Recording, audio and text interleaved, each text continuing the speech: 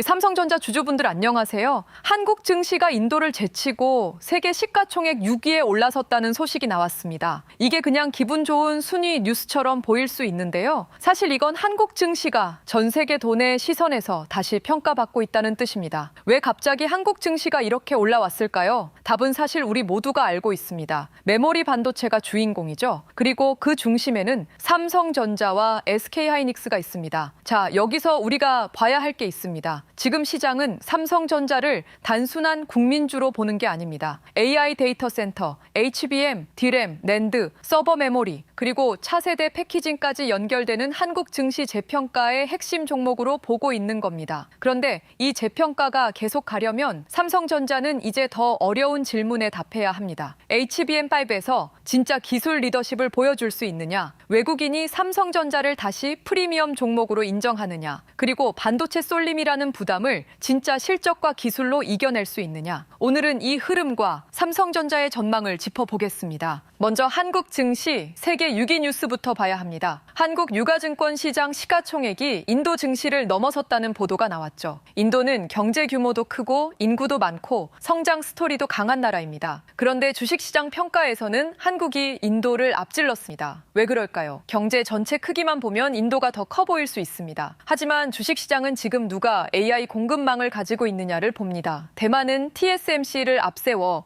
AI 반도체 공급망 핵심 시장으로 평가받고 있고요. 한국은 삼성전자와 SK하이닉스를 앞세워 AI 메모리 공급망 핵심 시장으로 재평가받고 있습니다. 이게 정말 중요한 변화입니다. 예전에는 한국 증시를 저평가 시장, 제조업 시장, 수출 의존 시장으로 봤다면 지금은 AI 인프라 공급망을 가진 시장으로 보는 겁니다. 그 중심에 삼성전자가 있습니다. 그런데 여기서 착각하면 안 됩니다. 한국 증시가 세계 6위로 올라섰다고 해서 시장 전체가 고르게 좋아진 건 아닙니다. 상승의 중심은 분명히 반도체입니다. 특히 삼성전자와 SK하이닉스가 코스피 재평가를 끌고 가고 있습니다. 이건 좋은 일이면서 동시에 부담입니다. 좋게 보면 한국은 AI 메모리 사이클의 직접 수혜 시장입니다. 반대로 보면 반도체가 흔들리면 한국 증시 전체가 같이 흔들릴 수 있다는 뜻이죠. 삼성전자와 하이닉스가 오르면 코스피가 강해집니다. 하지만 이 두 종목이 흔들리면 지수도 민감하게 흔들릴 수밖에 없어요. 그래서 지금 삼성전자 주주분들은 삼성전자 하나만 보면 안 됩니다. 한국 증시 전체의 재평가가 삼성전자의 기술과 실적으로 계속 유지될 수 있는지 봐야 합니다. 지금은 축제 분위기지만 시장에는 항상 다음 질문이 따라옵니다. 이 재평가 진짜 계속할 수 있느냐? 바로 그 질문에 삼성전자가 오늘 HBM4라는 카드로 답을 던졌습니다. 삼성전자가 컴퓨텍스 2026에서 차세대 HBM5 목업을 처음 공개했습니다. 이건 단순한 전시용 제품이 아닙니다. 시장이 삼성전자에게 묻고 있던 질문에 대한 기술적 답변에 가깝습니다. 그동안 HBM 시장에서는 SK하이닉스가 강한 프리미엄을 받았습니다. 삼성전자는 체급은 크지만 HBM에서는 따라잡을 수 있느냐는 질문을 받아왔습니다. 그런데 삼성전자가 HBM 사업 방향성까지 공개했다는 건 차세대 경쟁에서 밀리지 않겠다는 선언에 가깝습니다. 주가가 더 가느냐보다 중요한 건 바로 이 지점입니다. 삼성전자가 AI 메모리 시장에서 다시 기술 리더십을 증명할 수 있느냐 이 부분이죠. HBM4에서 특히 중요한 건 속도만이 아닙니다. 이제는 열입니다. AI 서버 성능이 올라가면 HBM은 더 많은 데이터를 더 빠르게 처리해야 합니다. 그런데 데이터를 빠르게 처리할수록 열이 많이 납니다. 열이 제대로 빠지지 않으면 성능이 떨어지고 안정성이 흔들리고 수율에도 부담이 생깁니다. 쉽게 말하면요. 아무리 좋은 엔진을 달아도 냉각이 안 되면 차가 오래 달릴 수 없잖아요.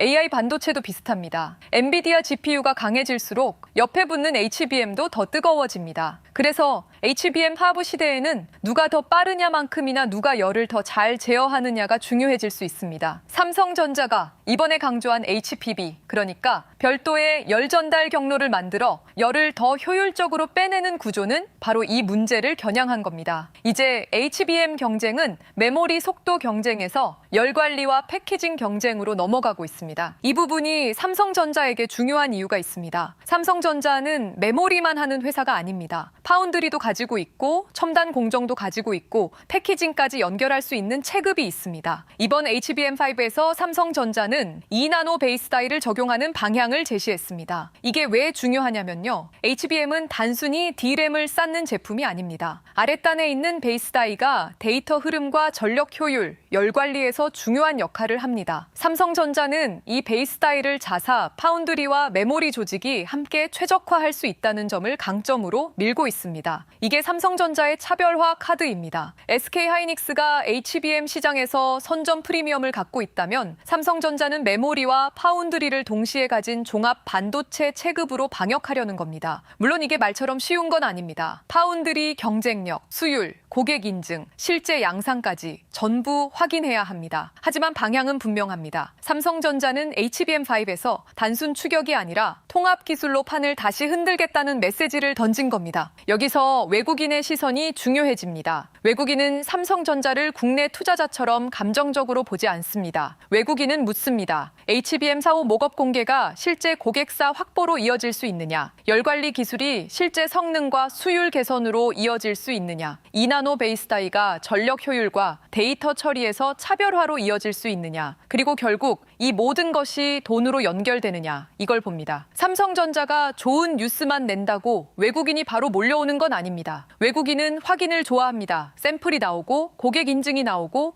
양산 계획이 구체화되고 납품이 실적으로 연결되는 과정이 필요합니다. 그래서 지금 삼성전자는 기대감에서 증명으로 넘어가는 구간입니다. HBM5 공개는 분명히 좋은 카드입니다. 하지만 이 카드가 진짜 주가 재평가로 이어지려면 외국인이 인정할 만한 후속 증거가 나와야 합니다. 삼성전자 주주분들이 꼭 봐야 할 건 HBM만이 아닙니다. D램 가격도 봐야 합니다. HBM은 화려한 주인공입니다. 하지만 삼성전자 이익의 몸통은 여전히 D램과 낸드, 서버, SSD까지 포함한 메모리 전체입니다. AI 서버가 늘어나면 HBM이 필요합니다. 그런데 HBM만 필요한 게 아닙니다. 서버 안에는 고용량 D램이 들어가고 데이터 저장을 위해 낸드와 SSD가 필요합니다. 데이터 센터가 커질수록 메모리 수요는 더 넓어집니다. 삼성전자가 진짜 강해지려면 HBM5 기대와 함께 서버 D램 가격, 범용 D램 가격, 낸드 회복까지 붙어야 합니다. HBM만 좋고 다른 메모리가 약하면 이익 체력은 생각보다 얇아질 수 있습니다. 반대로 HBM, 서버 D램, 낸드, SSD가 같이 살아나면 삼성전자의 종합 반도체 체급이 빛을 볼 수 있습니다. 이게 삼성전자를 하이닉스와 다르게 보는 포인트입니다. 다만 반도체 쏠림은 분명히 부담입니다. 한국 증시가 세계 6위까지 올라온 건 대단하지만 그 힘이 삼성전자와 하이닉스에 너무 집중돼 있다는 지적도 나옵니다. 이건 시장의 약점이 될 수 있습니다. AI 메모리 업황이 좋을 때는 한국 증시가 강하게 올라갑니다. 하지만 만약 메모리 가격이 흔들리거나 HBM 경쟁이 과열되거나 중국 D램 업체들이 범용 메모리 가격을 압박하거나 미국 금리와 환율이 불안해지면 한국 증시 전체가 같이 흔들릴 수 있습니다. 그러니까 삼성전자 주주분들은 한국 증시 세계 6위라는 뉴스에 마냥 취해 있으면 안 됩니다. 그 순위를 만든 힘이 반도체라면 그 순위를 지키는 것도 결국 반도체입니다. 삼성전자가 흔들리면 한국 증시 재평가도 흔들릴 수 있습니다. 이건 부담이지만 동시에 삼성전자의 중요성이 그만큼 커졌다는 뜻이기도 합니다. 그럼 삼성전자는 지금 무엇을 증명해야 할까요? 첫 번째는 HBM5 기술입니다. 목업 공개에서 끝나면 기대감이고 고객사 협력과 양산 로드맵으로 이어지면 재평가입니다. 두 번째는 열관리입니다. AI 메모리가 고성능화될수록 발열 제어는 성능과 수율을 좌우합니다. 세 번째는 수율입니다. 수율은 돈입니다. 같은 장비와 시간으로 정상 제품을 얼마나 많이 뽑아내느냐가 마진과 고객 신뢰를 결정하거든요. 네 번째는 서버 D램 가격입니다. AI 데이터 센터 수요가 D램 가격을 얼마나 지지하는지 봐야 합니다. 다섯 번째는 낸드 회복입니다. AI 서버용 SSD 수요가 붙으면 삼성전자 낸드 사업에도 다시 기회가 생길 수 있습니다. 여섯 번째는 외국인 수급입니다. 외국인이 삼성전자를 다시 프리미엄 종목으로 인정하는지 봐야 합니다. 이 6가지가 맞아야 삼성전자 재평가는 더 단단해질 수 있습니다. 삼성전자와 SK하이닉스 비교도 다시 봐야 합니다. 하이닉스는 HBM 주도주입니다. 스토리가 선명합니다. 엔비디아, AI 서버, HBM 고마진, 이 연결이 아주 직관적입니다. 반면 삼성전자는 더 복잡합니다. HBM 방역도 해야 하고, 드램과 낸드도 봐야 하고, 파운드리도 봐야 하고, 패키징과 열 관리까지 증명해야 합니다. 하지만 이 복잡함이 반대로 기회가 될 수도 있습니다. 삼성전자가 HBM5에서 기술력을 보여주고 2나노 베이스 다이와 열 관리 기술이 실제 성과로 이어지고 D램과 낸드 업황까지 같이 좋아지면 삼성전자는 단순 HBM 추격주가 아니라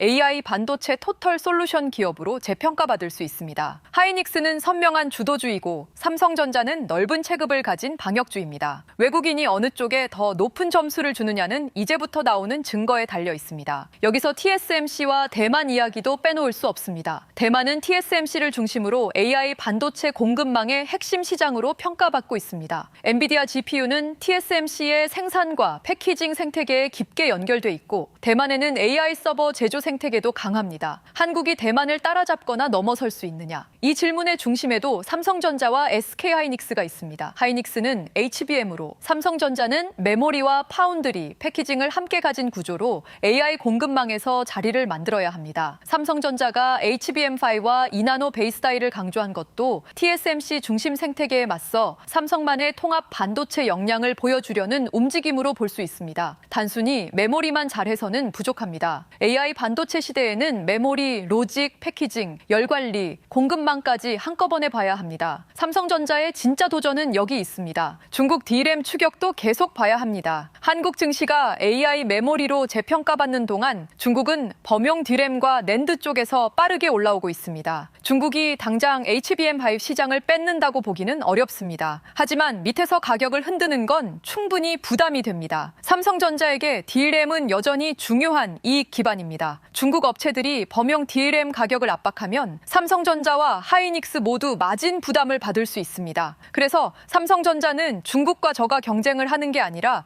더 높은 시장으로 올라가야 합니다. HBM5, 서버 D램, 고성능 낸드, 기업용 SSD, 첨단 패키징, 열 관리 솔루션 이런 영역에서 중국이 쉽게 따라오기 어려운 프리미엄을 만들어야 합니다. 삼성전자가 HBM5를 공개한 건 단순 기술 자랑이 아니라 중국의 밑단 추격을 위쪽 기술로 방어하겠다는 신호로도 볼 수 있습니다. 그럼 투자자 입장에서는 어떻게 봐야 할까요? 지금 삼성전자는 무조건 좋다, 무조건 위험하다 이렇게 단순하게 볼 구간이 아닙니다. 기회는 분명합니다. 한국 증시 재평가의 중심에 있고 AI 메모리 사이클이 강하고 HBM5라는 차세대 카드가 나왔고 D램과 낸드 회복 가능성도 있습니다. 하지만 부담도 분명합니다. 반도체 쏠림이 크고 외국인은 아직 후속 증거를 요구하고 있고 HBM5는 아직 양산 전 단계이며 중국 D램 추격도 무시하기 어렵습니다. 그래서 지금은 감정으로 대응할 때가 아닙니다. 삼성전자가 더 간다, 이제 끝났다 이런 식으로 극단적으로 볼 게 아니라 증거를 따라가야 합니다. HBM5 후속 뉴스, 외국인 수급, 서버 D램 가격, 낸드 회복, 소부장 확산, 환율과 금리 이 흐름이 같이 맞아야 삼성전자의 재평가는 계속될 수 있습니다. 휴장 이후 흐름에서도 가격 하나만 보면 안 됩니다. 삼성전자가 강하게 움직인다면 그 힘이 어디서 나오는지 봐야 합니다. 외국인이 사는지, 기관이 바치는지, SK하이닉스가 같이 움직이는지, 반도체 장비주와 소재주, 패키징주까지 돈이 퍼지는지, 환율은 안정적인지, 미국 반도체주가 버티는지 이걸 같이 봐야 합니다. 진짜 강한 반도체 장세는 삼성전자 하나만 오르는 장이 아닙니다. 삼성전자, 하이닉스, 소부장, 전력, 인프라, 데이터 센터 관련주까지 돈이 넓게 퍼지는 장입니다. 그때 시장은 한국 증시 세계 6위가 단순 이벤트가 아니라 구조적 재평가라고 보기 시작합니다. 반대로 삼성전자만 강하고 주변이 따라오지 못하면 그건 단기 수급일 수 있습니다. 큰 돈은 항상 넓게 움직입니다. 삼성전자 주주분들 오늘 이야기를 이렇게 보시면 됩니다. 한국 증시가 세계 6위에 올라선 건 단순한 순위 뉴스가 아닙니다. AI 메모리 반도체를 가진 시장이 전 세계 자금에게 다시 평가받고 있다는 신호입니다. 그리고 그 중심에는 삼성전자가 있습니다. 하지만 여기서 끝이 아닙니다. 이제 삼성전자는 더 어려운 증명을 해야 합니다. HBM5에서